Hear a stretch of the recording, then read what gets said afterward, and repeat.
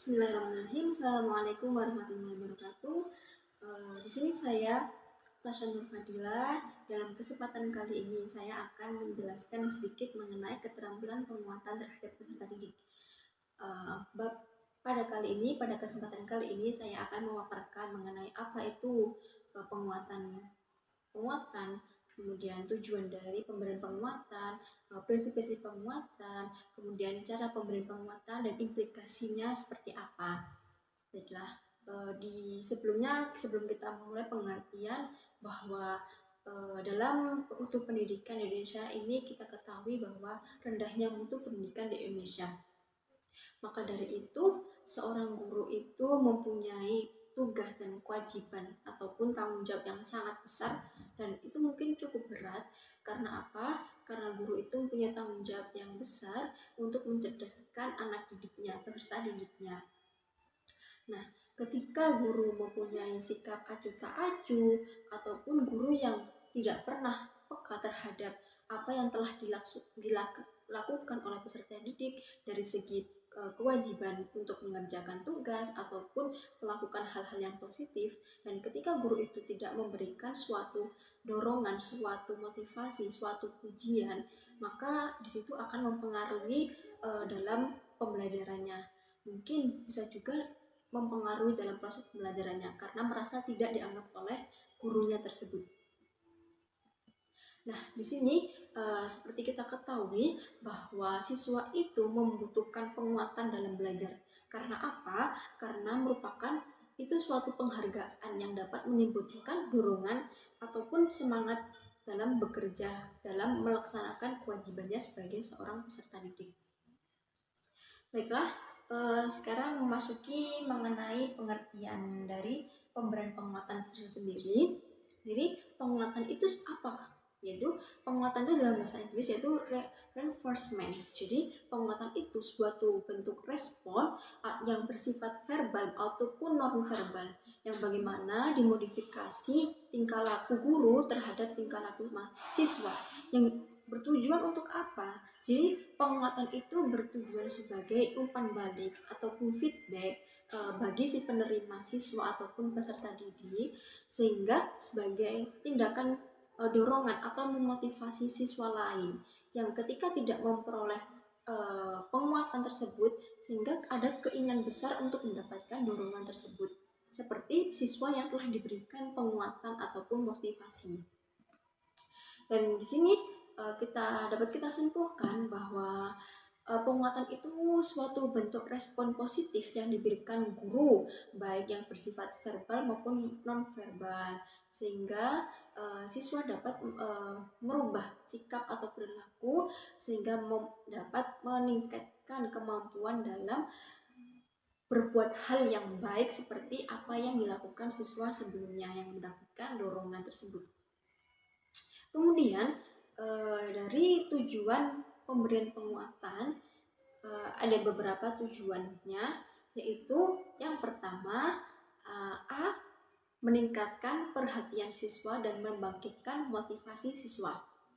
Nah, di sini penguatan yang diberikan guru terhadap siswa itu yaitu ketika siswa merasa diperhatikan oleh gurunya. Dengan demikian, siswa itu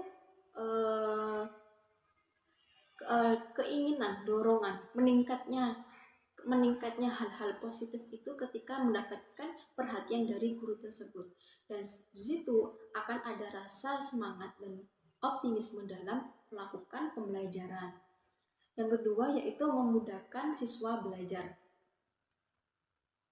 Nah, di sini guru itu sebagai fasilitator pembelajaran.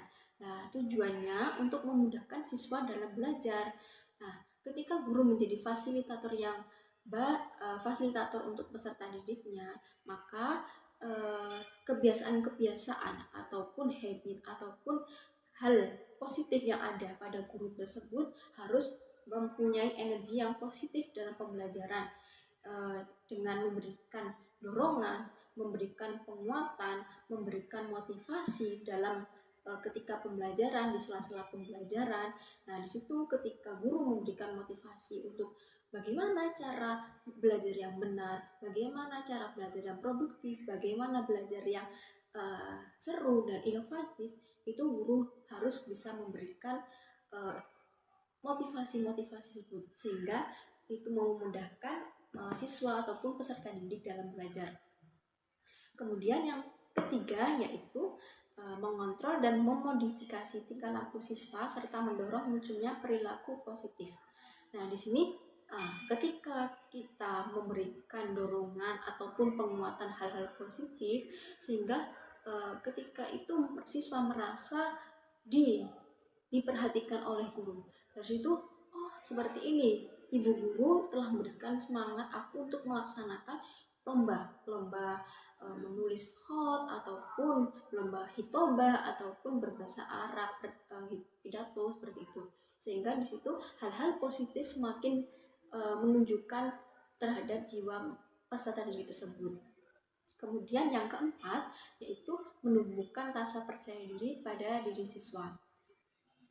Terkadang siswa atau peserta didik itu dalam fase di mana masa labil-labilnya ada rasa khawatir, ada ragu-ragu, ada takut salah, takut bertanya, ataupun hal-hal negatif yang sering bermunculan dalam pikiran peserta didik. Nah, di situ ketika guru memberikan dorongan, sehingga akan mempengaruhi terhadap kualitas proses pembelajaran. Nah, untuk memperkecil ataupun meminimalisir bagaimana perasaan negatif ataupun hal-hal yang membuat mereka tuh takut untuk maju ke depan, untuk mengungkapkan ide-ide atau gagasan, yaitu dengan cara memberikan penguatan atau respon yang diberikan guru terhadap apapun itu, sekecil apapun itu. Dan ketika guru memotivasi bahwa jangan pernah takut untuk bertanya, jangan pernah takut untuk mencoba, dari situ seorang siswa akan merasa mendapatkan dorongan ataupun motivasi dari guru tersebut. Yang kelima yaitu memelihara iklim kelas yang kondusif. Nah, ketika suasana kelas yang menyenangkan, aman, dinamis, akan mendorong aktivitas belajar siswa itu lebih maksimal. Ketika guru memberikan penguatan dari menjadikan suasana kelas itu lebih demokratis dalam pembelajaran, sehingga siswa itu bisa lebih bebas dalam mengemukakan pendapat, untuk mencoba hal baru dan lain sebagainya. Jadi tadi ada 5 tujuan yang telah saya sebutkan. Yang kemudian yaitu mengenai jenis-jenis prinsip pemberian penguatan. Nah, di sini ada prinsip-prinsipnya. Yang pertama yaitu penguatan verbal. Nah, penguatan verbal itu seperti apa? Penguatan verbal itu yang paling mudah digunakan dalam pembelajaran. Seperti penguatan verbal itu bisa berupa komentar ataupun pujian, dukungan, pengakuan, atau dorongan. Ini langsung saja saya jelaskan, saya praktikkan secara langsung dalam kelas. Penguatan verbal seperti ketika peserta didik mampu menjawab dengan benar. Mungkin kita bisa berikan suatu pujian yang berupa "Aywa anti mumtazah", "Aywa kamu sangat bagus dalam menjawabkan suatu pertanyaan", "Baik, kamu cukup komprehensif dan cukup bagus dalam memberikan suatu ungkapan atau ide-ide yang telah kamu berikan", seperti itu. Jadi penguatan verbal itu seperti secara tidak langsung pemberian dorongan berupa kata-kata terhadap peserta didik tersebut. Yang kedua yaitu penguatan nonverbal. Di sini penguatan nonverbal itu penguatan yang dilakukan melalui bahasa isyarat. Jadi yang pertama bisa melalui gerakan mimik atau gerakan badan. Seperti ketika peserta didik mampu menjawab dengan benar, maka kita berikan acungan jempol. Bisa jadi seperti senyuman, atau bisa jadi memberikan sebuah tepuk tangan oleh satu kelas, seperti itu. Kemudian bisa juga guru memberikan pendekatan itu dengan gerakan mendekati. Ketika peserta didik bisa menjawab sebuah pertanyaan yang di papan tulis, kemudian guru mendekati dengan mengelus-ngelus, baiklah kamu sangat pintar Tika, baiklah jawabanmu benar, dengan mengelus-ngelus pundak, seperti itu juga bisa memberikan rasa dorongan. Kemudian dengan sentuhan gesturing, yaitu seperti adanya kontak fisik antara guru dan siswa tersebut, seperti menepuk, tadi yang saya jelaskan, kayak menepuk pundak, menepuk bahu gitu.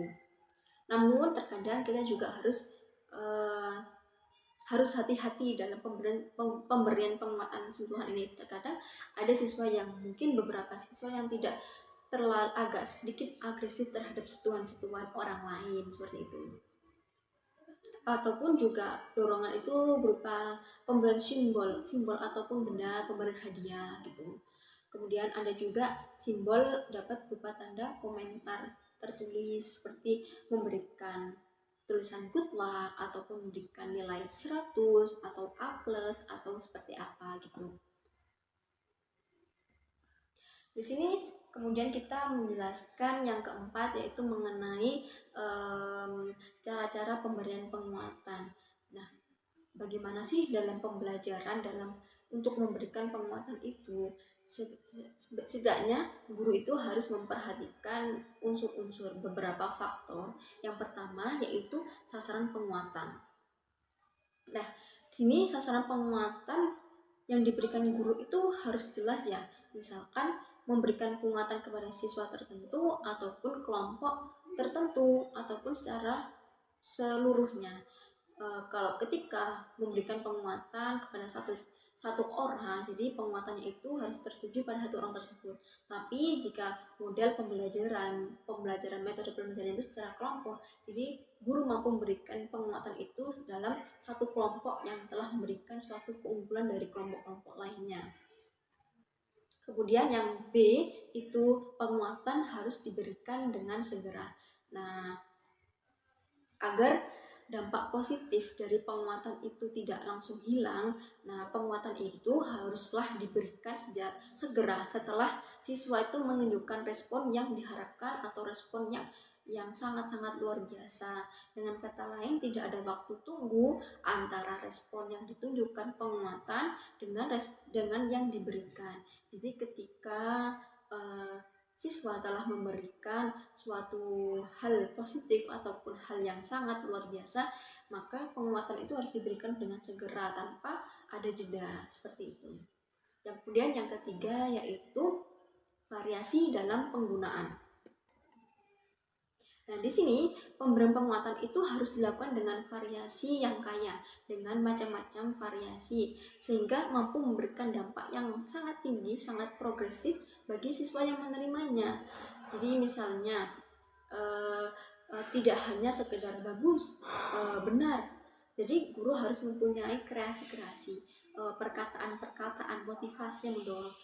Baiklah, kalimatmu sungguh kreatif. Baiklah, jawabanmu sepertinya sangat spesifik, seperti itu. Dan sehingga penguatannya itu tidak monoton, tidak membosankan, seperti itu.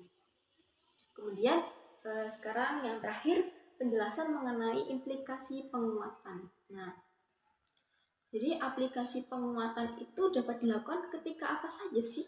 Nah, sekarang kita akan menjelaskan. Yang pertama siswa memperhatikan guru, memperhatikan kawan lainnya, dan benda yang jadi tujuan diskusi. Jadi aplikasinya itu ketika siswa telah melaksanakan suatu hal positif atau suatu hal yang lebih dari teman-teman lainnya, dan disitu ketika itu pemberian penguatan. Kemudian penguatan itu ketika juga yang kedua ketika siswa sedang belajar, sedang mengerjakan tugas dari guru ataupun suatu PR dari guru-guru lainnya gitu. Yang ketiga yaitu penguatan itu didapatkan dari ketika telah menyelesaikan hasil kerjanya ataupun tugas-tugas mandiri ataupun tugas kelompok. Yang keempat bisa jadi bekerja dengan kualitas yang baik. Nah, seperti itu. Ketika siswa telah melakukan kewajibannya melakukan tugas-tugasnya dengan baik dan sempurna, di situ kita juga memberikan penguatannya. Kemudian juga ketika siswa telah melakukan tingkah laku yang baik, itu juga kita memberikan penguatan dan dorongan. Seperti itu mungkin sedikit pembahasan mengenai keterampilan penguatan. Jadi keterampilan penguatan itu suatu dorongan yang diberikan oleh guru tersebut ketika siswa telah melakukan suatu hal yang baik, suatu hal yang lebih dari teman-temannya, dan ketika dorongan itu telah diberikan kepada peserta didik tersebut, akan memberikan motivasi oleh peserta didik lainnya untuk melakukan hal itu tersebut, sehingga di situ peserta didik akan berlomba-lomba untuk mendapatkan dorongan tersebut, bahwa karena ingin mengapresiasikan bahwa saya juga bisa, saya ingin mendapatkan dorongan tersebut. Bagaimana aku mendapatkannya? Aku harus melakukan suatu hal yang baik, aku harus melaksanakan tugas-tugas ibu guru. Nah, di situ dorongan-dorongan tersebut semakin membuat peserta didik ingin mendapatkan aku ingin mendapatkan dorongan, mendapatkan hadiah dari ibu guru, aku ingin mendapatkan nilai 100, mendapatkan bintang 5, seperti itu. Nah, dorongan itu juga tidak hanya sekedar ucapan, bisa dorongan sebuah tindakan, sebuah pendekatan, sebuah sentuhan, sebuah hadiah, sebuah tulisan, ataupun sebuah apresiasi, seperti itu.